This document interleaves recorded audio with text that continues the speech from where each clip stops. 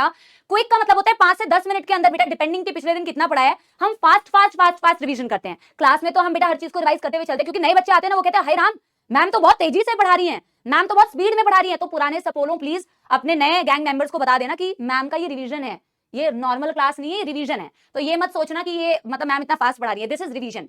तो शुरू करें बेटा समाप्ति express, quick revision last class का। आप लोग तैयार हैं, रेडी है ना, तैयार है ना? चलो शुरू करते हैं बेटा, मेरे साथ साथ में बोलना। पिछली क्लास में हमने पढ़ा ह्यूमन रिप्रोडक्शन का मतलब क्या होता है। मैम हमने ह्यूमंस की बात की, हमने रिप्रोडक्शन की बात की।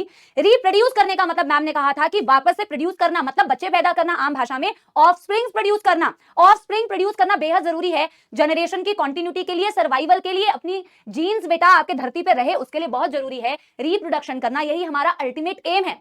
जब हम ह्यूमंस की बात करते हैं तो मैम ह्यूमंस सेक्सुअली रिप्रोड्यूसिंग होते हैं। हम लोग गैमीट फॉर्मेशन करते हैं, मेल गैमीट्स होते हैं हमारे पास, टेस्टिस से प्रोड्यूस होता है, फीमेल गैमीट होती है अपने पास बेटा, ओवरी से प्रोड्यूस होती है ओवा, और मेल और फीमेल गैमीट्स बनते हैं। फिर बेटा इवेंचुअली इससे आगे जाके बेटा जाइगोट बनता है और फर्दर बेटा रिप्रोडक्शन। इस तरीके से जब गैमीट फॉर्मेशन के थ्रू होती है तो हम सेक्सुअल रिप्रोडक्शन कहते हैं। जब हम कहते हैं बच्चों के हम वीवी पैरेसिस का मतलब होता है we directly give birth to the young ones. हाँ वो अलग बात है कि तुम सपोले हो, बट बेटा दिल से तुम सपोले हो ना, दिल से तुम सपोले हो, बट वैसे तो तुम ह्यूमन हो ना बेटा।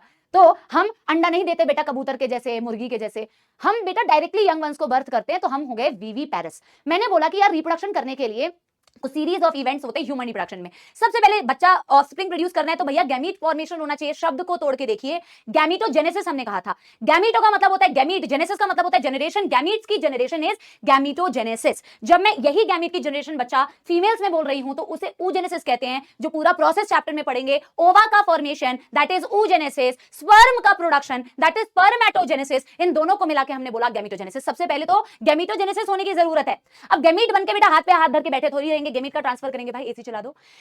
ट्रांसफर ऑफ द गैमीट, हमारे केस में हम कहते हैं कि male gamete sperm is transferred into the female reproductive tract. इसी ट्रांसफर को हमने सेकंड स्टेप बोला था इंसेमिनेशन। बोलो हाँ या ना, इंसेमिनेशन बोला था। इंसेमिनेशन हो गया तो मैम अब क्या होगा, अब सारा काम स्पर्म के हाथों में है। स्पर्म मूव करके जाता है, एनिमेशन देखेंगे आगे की क्लासेस में। मैम ये स्पर्म तेजी से जाता है, अपनी ओवा को ढूंढता है और उससे जाके फ्यूज हो जाता है, उन दोनों का मिलन हो जाता है।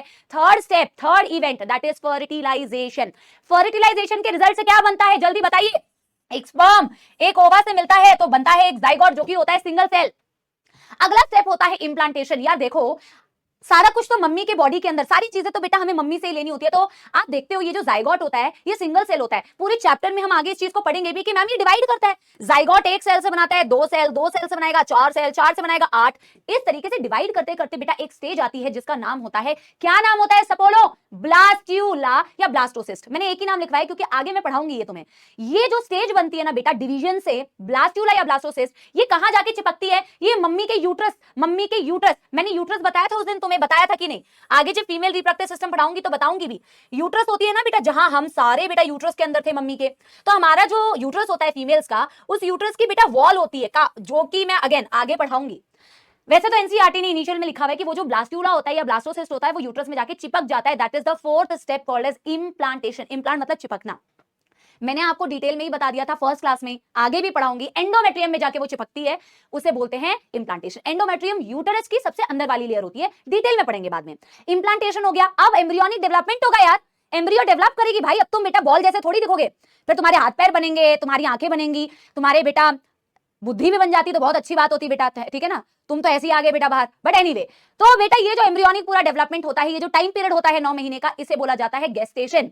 और फिर बेटा वो दिन आता है जिस दिन ऐसे सपोले जहरीले धरती पे आए, डिलीवरी ऑफ द बेबी, बधाई हो सपोला सपोली हुई है, पार्चुरेशन, खत्म बात।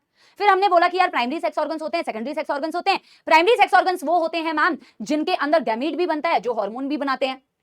गैमीट भी बनाता है, हार्मोन भी बनाते हैं। जैसे कि बेटा हमने पढ़ा मेल्स के केस में टेस्टिस होती है प्राइमरी सेक्स ऑर्गन, उसमें स्पर्म भी बनता है और वो हार्मोन्स भी बनाते हैं, टेस्टोस्टेरोन नाम का, इसलिए वो प्राइमरी सेक्स ऑर्गन है। ओवरी फीमेल में प्राइमरी सेक्स ऑर्गन है क्योंकि उसमें गैमीट बन रहा है। गैमीट क्या होता है? ओवा बन रहा है, कैसे बन रहा है वो तो पढ़ेंगे। और वो हार्मोन भी बनाता है, हार्मोन क्या होता है? एस्ट्रोजन, प्रोजेस्टेरोन, इनके बारे में भी पढ़ेंगे आगे।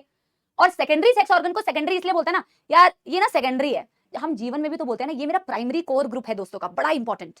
बट सेकेंडरी भी बेटा इंपॉर्टेंट होते हैं। सेकेंडरी डायरेक्टली गैमीट या हार्मोन नहीं बना रहे, बट वो बेटा रिप्रोडक्शन में हेल्प कर रहे हैं किसी ना किसी तरीके से, या तो उस गैमीट को ट्रांसफर करने में हेल्प कर रहे हैं, स्टोर करने में हेल्प कर रहे हैं, है ना, या प्रेगनेंसी में हेल्प कर रहे हैं। ऐसे कोई भी स्ट्रक्चर जो बाकी रिप्रोडक्शन के एस्पेक्ट को सपोर्ट करते हैं, बट गैमेट नहीं बनाते, हार्मोन नहीं बनाते।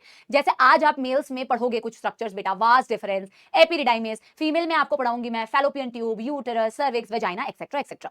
किसी भी सपोले को कोई दुख दर्द समस्या अगर नहीं है और समाप्ति एक्सप्रेस अगर बेटा हो चुकी है हमारी, बेटा यही खत्म।